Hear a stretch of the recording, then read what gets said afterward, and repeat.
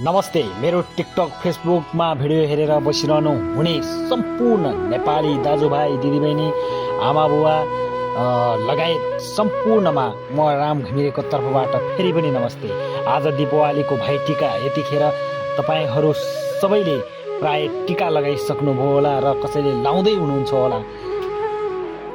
आज म केही शब्द भन्छु, पुरा अँध्यारो र उज्यालोको हो। आज बाहिर हेर्नुभयो भने जताततै उज्यालो देख्नुहुन्छ। मान्नुहोस्, यी सबै बत्तीहरू झ्याप्पै निभे भने के हुन्छ? निष्पष्ट अँध्यारो हुन्छ र अँध्यारो कसैलाई मन पर्दैन। एक पटक उज्यालो देखिसकेपछि मानिस फेरि अँध्यारोतर्फ फर्किन चाहँदैन।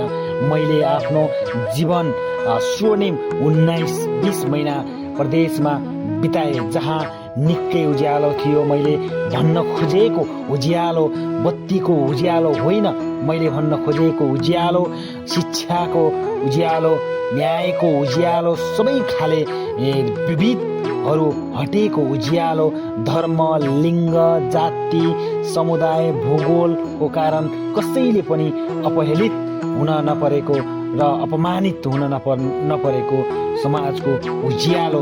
मैले न्यु रोड सिटीको उज्यालो खोजेको होइन, मैले हुम्ला, जुम्ला, कालीकोट, मुगु अनि बारापर्सा, सप्तरी, महोत्तरी, सर्लाहीका ससाना बालबालिकाहरूको मुहारमा उज्यालो खोजेको हो। उज्यालो दुई किसिमको हुन्छन्, जुन आजको उज्यालो र अर्को अघि मैले बताएको उज्यालो जुन किसिमले निप्दैन पनि, र हामी दोस्रो उज्यालोको लागि आएका छौँ। र अहिले गरेका जेन्जी पुस्ताको आन्दोलनले आज नेपाललाई सुन्दर एउटा युवाहरूको भविष्य र बालबच्चाको लागि एउटा उज्यालो खोजिरहेको अवस्थामा आज 2082 सालको तिहारको सुवर्ण अवसरमा आज जताततै बत्ती, झिलिमिली बत्ती बोलेको जस्तै भोलिको दिनहरूमा पनि यसै गरी नै नेपाली समाज र नेपाली जुन पहाड, हिमाल, तराईमा बसोबास गर्ने मान्छेले एउटा जातिले अर्को जातिलाई छुन हुँदैन भन्ने खालको विभेदको अन्त्य गर्नको लागि आज हामीले त्यो उज्यालो खोजिरहेका छौँ। आजको पुस्ताले त्यो उज्यालो खोजिरहेका छौँ। त्यस कारणले गर्दाखेरि हामी नेपाली सम्पूर्ण एकता, एकबद्धता भएर हामीले एउटा नयाँ युगको परिवर्तन गरौँ। आज 32-33 वर्षदेखि 32-33 वर्षसम्म शासन गर्दै आइरहेको एउटा निरङ्कुश शासकहरूलाई फालेर आज जुन जेन्जी पुस्ताले गरेको एउटा नयाँ सुनौलो अवसर ल्याएका छन्। अब यो अवसरलाई गुम्न नदेऊ। त्यसैले हामी सबैले एकताबद्ध भएर, नेपाली जनता एकबद्धता भएर अगाडि बढ्नु हामी सबैको कर्तव्य र महानता हो। र पहिलेको देशलाई, अब पहिलेको गरिबी देशलाई अब धनी देश र जताततै बत्ती उज्यालो र बत्तीको उज्यालो भन्न खोजेको एउटा बलिरहेको बत्तीको उज्यालो होइन।